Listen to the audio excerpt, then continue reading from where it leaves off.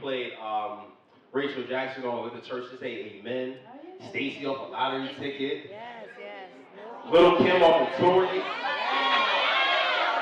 Yes. Now Tasha off of Power. Damn. Yeah, it's crazy. What role do you like the most? Oh my goodness, it's so hard. You know, I've loved playing all the roles that I've played. But I will say Tasha is a bad mirror jammer. I love her because she's complex. She's a wife. She's a mother. You know, she's Ghost's wife. I mean, who wouldn't want to be Ghost's wife? Played by Amari Hardwick, who's a friend of mine.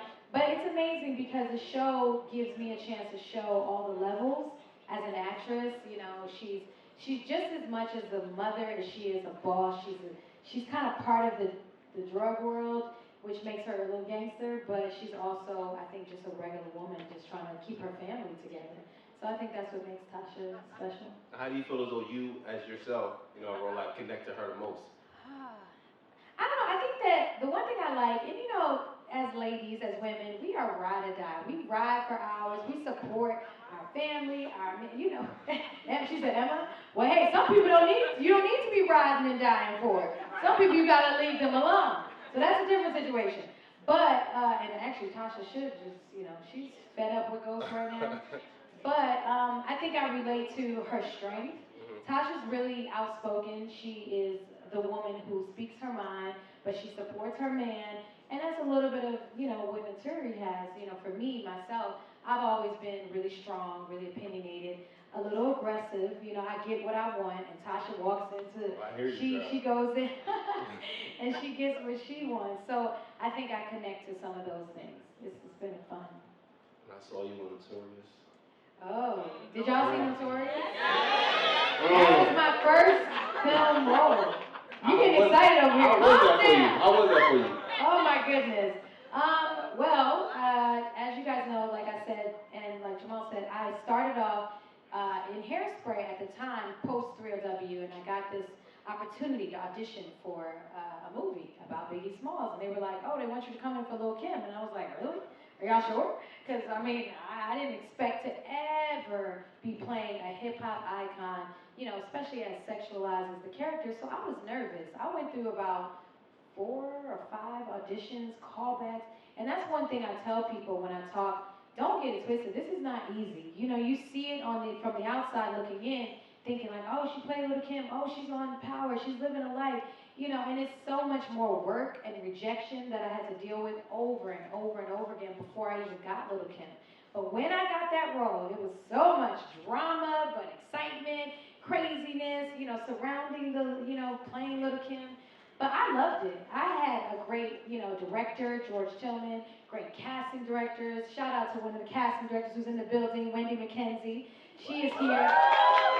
And this woman believed in me when I was really new to acting for film. So I'm just happy to have her support because it was hard. I remember my audition for Notorious, and I thought I messed up. I couldn't rap. I was like, this is terrible. But when a great casting director sees something in you, sometimes those imperfections are actually good things. You don't have to be perfect. You just have to be willing to do the work. And that's why I'm here today. Playing Lil Kim. Playing Lil Kim, did you actually ever have a conversation with her, prior to that or after that? I tried. I wanted to. What actor or actress doesn't want to meet the person that you're playing? And I don't know, at that time, there was so much surrounding, Lil Kim and the situation with me being cast. I think, there were some issues with whether she felt I, looked like her or could portray her. I don't know. It was unfortunate because I reached out to her and her management at the time, and I tried to get a meeting with her or lunch, and she just wouldn't do it. So, despite what you hear, I went out to, to try to get her guidance. I just unfortunately wasn't able to get that. But, Diddy was on set, Junior Mafia. We had a great support system. So honestly, I just had to do a ton of research and try to see past the negativity. I wasn't going to let that drama stop me from playing a role of a lifetime. So. Was there any role that you went out for that you did not get? Oh my gosh. That's that like, you were hoping for? Oh, there's like a list that I can't even keep up with, or else I'd be somewhere depressed. Because if I keep thinking about what I didn't get, let me tell you, it would be very stressful. I don't know. I mean, I auditioned for so many things that I did not get. I wanted to be in Roots when they did the remake of Roots. I didn't get that. A long time ago, I tested for Big Mama's House 3 with Martin Lawrence. I didn't get that. I mean, but it's cool. The thing is, I could think of so many projects that I didn't get, but it is okay because the projects that I did get were the right ones for me. And that's what you have to remember. What's for you is for you. It's not going to be taken away. Nobody can steal that. That's for God. Like, He has destined it for you in your life. And I feel like every role that I got prepared me for the next step. Somehow being on Broadway doing Hairspray, it really opened up my world where I got a chance to work with people on stage. I'm a little black girl from East Orange, New Jersey, and how did I end up on Broadway doing a movie about Biggie, doing a show that's a hit show on Stars with 50 Cent? It just feels a little surreal sometimes, but I'm very, very grateful.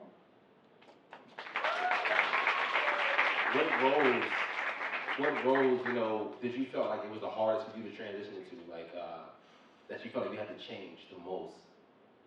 Lil Kim, for sure. I mean, just so y'all know, I'm nothing like the character, so don't even try it. People come up to me to this day, they be like, what up, Kim? What up, Queen B? What up, And I'm like, oh, hello. It's not that kind of party. Calm down. But I think that was probably the biggest transition. And, I mean, whenever you're playing, like, you know, for us ladies, it's hard. Even though you might feel sexy, you might be able to be nude in your own private time, but it's very uncomfortable to play these kinds of roles where you know, Lil Kim would be on the carpet with one titty out. Excuse my language. But y'all grown. But, you know, it's hard to be that. So for me, I'm a girl who went to Catholic school growing up. I went to Seton Hall University. I wasn't like, you know, shout out, yes, what's up? They say, chew, go Pirates. But I'm saying it's not easy to transform into a real life person. You know, the hair, the eyes, the makeup. I'm nothing like that. So I had to really stretch my wings and become more free with myself and more confident. I had to take on a little bit of a swag. When you're playing a character that's grand and a little bigger than you, you kind of have to psych yourself out and tell yourself, you know, I'm the best, bitch. You know, you do all of that because every day I would look in the mirror and be like, you know, you do what it takes because that's the only way you can pull it off. Because I'm not that person, so I think that's what happened. How you doing? Lovely. Very lovely, very lovely. Oh, we gonna have a good time. Jersey, East Orange, what up? Camden, what up? Oh, that's what's up. Jersey Connect out here. Jersey all day. How was it from going from transition from singing to acting? Oh my gosh. Okay, so many of you know, like you said, we remember Real Dub. When I was 15 years old, I got a record deal with Sony Epic. Changed my life. I was living in East Orange, New Jersey, and all of a sudden I was on tour, on the TRL tour with Destiny's Child. Like, it was crazy. So a lot of people knew, oh, that's the girl from 3LW, or she's a singer, or she started singing at New Hope Baptist Church. You know, that's my church home in Jersey, New Hope Baptist Church in East Orange. But I think a lot of people have a hard time transitioning, but because I took a break to go to college, like, so after 3LW, I was over it. I was done. I said, you know what? Forget y'all. I'm going to go and get me a degree and just go ahead and be a lawyer or something regular so I don't have to deal with you crazy people in this crazy industry, in this crazy world. But I think when I took that break, it gave me time to figure out who I am, what kind of person, what kind of artist I want to be. And then Hairspray comes along and changed my life. And I think that the way that I transitioned best is because I did a musical. When you do live theater, it incorporates all of the talents, not just acting, not just singing. You're doing dancing, singing, acting all together. So I think that helped me transition. And then when I got Notorious, my first film, it really showed people they're going to have to take me seriously. So many who might have been naysayers or doubting what I could do, they were like, oh, that's the same chick from 3LW?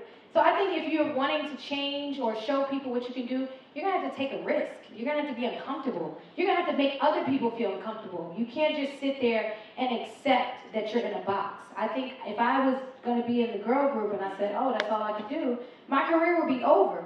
But I recognize I'm more than the girl from 3LW, and I'm gonna make people out there see that. And that's what you have to do in life. Make people see your worth. That's what I did. Now, being in 3LW at such a young age, at the age of 15, we hear a lot of stories about, people screwing people over in the industry and stuff like that. So, tell us about your experience, being on the road at such a young age, working in the industry at such a young age. It was a trip. I'm gonna keep it real. Did y'all see the TLC movie? Remember that TLC movie that came out? Or any story. It could be any story about a girl group or a guy group. And so many of us get taken advantage of. That was my life. That was my story. I was broke. I got kicked out of the group. I didn't have any money. I went to Seton Hall and I had to get scholarships, financial aid. I was struggling at the time when my video was the #1 video in TRL. My album had sold 1.6 million records and I had nothing. So, I think that's hard. When you think about being a singer and the music business is crazy, you don't really see the parts that go on behind the scenes. You have no idea the levels of stress, the fights, the drama. And I'm not saying it's all bad. Now, trust me, there was some good.